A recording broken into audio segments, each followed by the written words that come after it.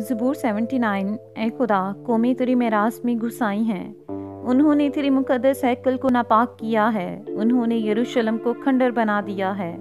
उन्होंने तेरे बंदों की लाशों को आसमान के परिंदों की और तेरे मुक़द्दसों के गोश्त को ज़मीन के दरिंदों की खुराक बना दिया है।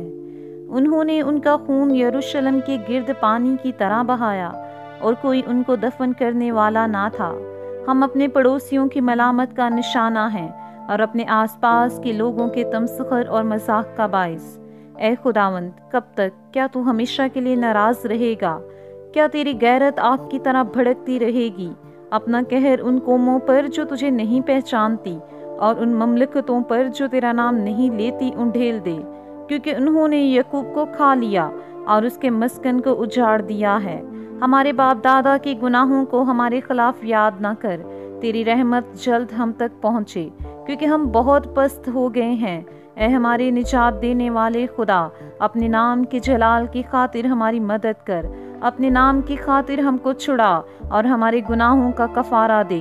कौमें क्यों कहें कि इनका खुदा कहाँ है? तेरे बंदों के बहाए हुए खून का बदला हमारी आंखों के सामने कौमों पर वाज़िया हो जाए।